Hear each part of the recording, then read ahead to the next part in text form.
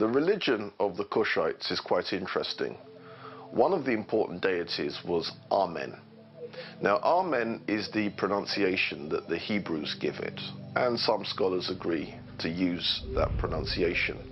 Amun is the pronunciation given to it by one of the old European scholars, Plutarch.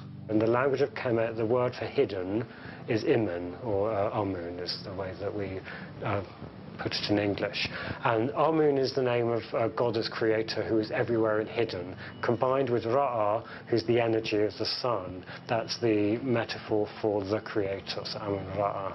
But Amun is the hidden part, very much like the Christian, Jewish, Muslim concept of God as everywhere and invisible. The sun, the symbol of the creator, was reborn every morning. It reached its highest position in the day at noon, where it was known as Re. Re represented the creator, God, the sustainer of life on high at its highest point. When the sun set in the west, it was known as Amen. Amen is a Kemetic word which means hidden or concealed.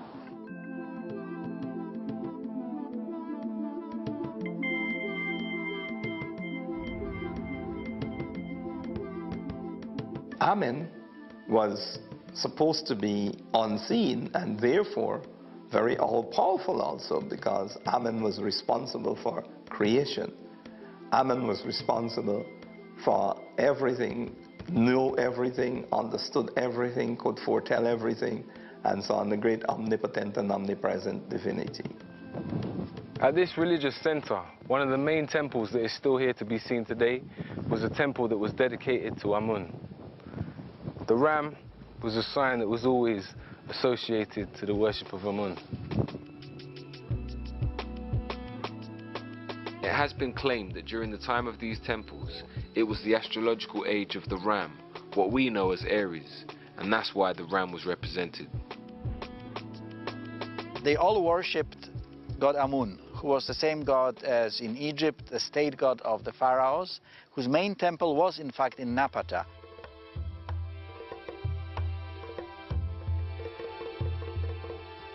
Their deity Amen, they make it quite clear. Amen is a deity coming from Kush. And then during the Kushite Golden Age, they resurrect that same belief system, and then they build monuments sacred to Amen, and then Amen's wife, or Amen's consort, Mut. Mut was the goddess of Amen. What's important here is that same site, the Egyptians had their belief that that's where Amen and Mut came from. So that becomes a very, very important center. Within the African systems, be they in Kemet, be they in Nubia, or be they in Kush, the male god has an equal and opposite female god. We see this representation in all African cultural systems that flow. Every Netcher in Kemet had his female counterpart. So I reference Asar and Aset. They were Netcher who complemented each other. They were co-equals. They are usually together in families, producing children. We have a man and a woman and a child produced as the union. We tend to think of the deities as a family. It's not quite so biological, it's more religious. In the beginning there was only noon, the original ocean of chaos that contained the beginning of everything to come. Ra, the sun, was born and appeared to rise from the surface of the water.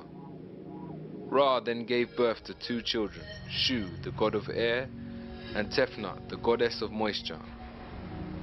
Shu and Tefnut then had two more children, Nut, the goddess of sky, and Geb, the god of earth. And so with them the physical universe was created. From the union of Geb and Nut, 4 human children were born, and so the story of civilization begun. The Egyptian creation story, in many respects, represents the development of a civilization and the growing of Egypt, I suppose. And it's coming out of something that's very simple and coming out of nature, and then is being developed by man and being developed also into obviously one of the greatest civilizations that there ever was. The spiritual world represented the physical world. So as it was in heaven, so as it was on earth. The Africans came together in Kemet to build a heaven on earth.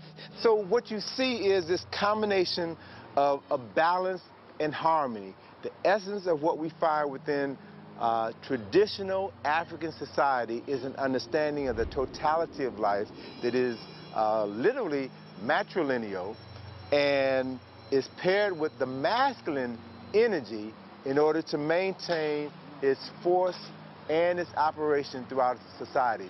If you suppress the female, you suppress 50% of the power of the creator. It seems to be really important, and in many respects the sort of male and female seem to represent the two different forces coming together. And I suppose it's a bit like the unification of Upper and Lower Egypt in some respects. Because they understood that it wasn't just about gender. It was about the understanding of the energy and how it moves, how masculine energy moves and how feminine energy moves, and how to marry the two, which created balance, life. The idea was to create a land which was like the land that was up in the skies and beneath the earth. And in that sense, they saw that how they were arranged in families was also how the gods must also be arranged in families, and how the spiritual energies of the universe must also be arranged in families because they are arranged in families. Three of the most important Neteru in Kemet were Asar, Aset, and Heru. Or to give them the more usual names, Osiris, Isis, and Horus. These three deities originally came from Kush. These are very, very important triumvirate. Their stories are as much mythology as they are history. Now, according to Diodorus Siculus, who was one of the ancient Greek historians, Osiris was originally a community leader of very early Kush. He doesn't call him a king of Kush, but he makes it quite clear he was a leader. Asar is regarded as the founding father of Kemet. He unified the two lands. He established the first nation-state in the recorded history of humanity. He is said to have introduced writing, the writing which the ancient Kemites referred to as Medu Neter, or the writing of God when it was written, or the words of God when it was spoken. He is also said to have introduced agriculture and theology. Also decided to take civilization to certain parts of the Nile Valley as well as to other parts of the world. Asar married a beautiful Nubian woman by the name of Aset, who was his co-regent, not his inferior, his co-regent. And when Asar decided that he was going to travel to other parts of Africa to share his technology with his brothers and sisters on the continent, he left his wife Aset to run their nation. And he was very successful, very admired, and this provoked the jealousy of his brother, Set. And Set then plotted to overthrow his brother Asar. Set, or Sete in ancient Egyptians, murdered his brother, dismembered his body into 14 pieces, and then scattered those 14 pieces throughout Kemet. When Aset learned of the murder and dismemberment of her husband, she fled for her life, and then she went searching for the missing parts of her husband's body. Aset found 13 of the 14 parts of Asar's body, and as she found each body part, she cleaned it, she anointed it with oils, and she laid all 13 parts out, and she literally remembered her husband, wrapped his entire body in bandages, and created the first mummy in the recorded history of humanity. As Aset was preparing to bury her husband, she grieved because she was about to bury the man that she loved. She grieved because she was still a virgin. They had never consummated their marriage, and thus she would never bear children by the man that she loved. And according to the story written on many papyri in Kemet, carved on several temples in Kemet, the spirit of Asar came and impregnated his virgin wife Aset. And then 9 months later, the Virgin of Set, gave birth to their son, Heru. Now, in the case of Isis or Set, she is the original Virgin Mother, and she is seen suckling Horus. He is shown as a child suckling his mother, and he's wearing the pharaonic headdress, making it clear that he was born a king. Heru is the son of Osiris, and he's the embodiment of order. He has to take over the kingship, and he has to do that through a struggle.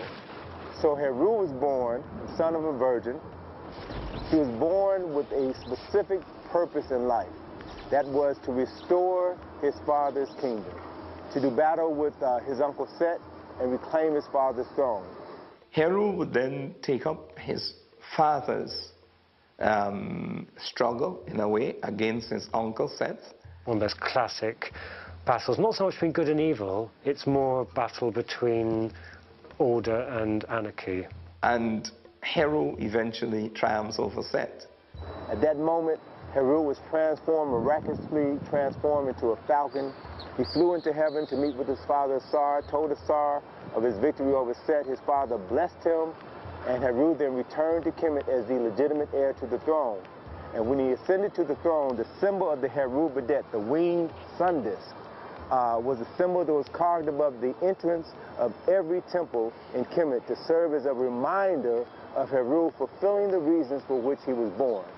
And at the moment Heru reclaimed his father's throne and was crowned the king of Kemet, his father Asar was resurrected from the dead and took his place on the throne of judgment. According to Plutarch, what he says about Osiris is that Osiris was associated with the moon, and the moon has its lunar cycle and then disappears at the end of the lunar month, and then 3 days later is then reborn, and this is then the resurrection of Osiris after being dead for 3 days. So Osiris is then the god of death and resurrection. And Seth, or Zetesh, is never thrown away. He's an important part of the whole series of gods. He's not the annihilating factor. Set was not purely evil. Set represented the forces of discordance. Zetesh still has to be there. If you take him away, you're taking away part of reality. But he shouldn't be king. So that balance between Hor and Zetesh is one where Hor, Heru, is meant to be very much on top and ruling. And our ancestors were very inclusive. And they knew for certain that, as I said, there was a little bit of good in the worst of us and a little bit of bad in the best of us. And they represented that in this way. So the reigning ruler in Kemet, and this is taken over to an extent in Kush, the reigning king is Horus, because he's managed to take over and rule.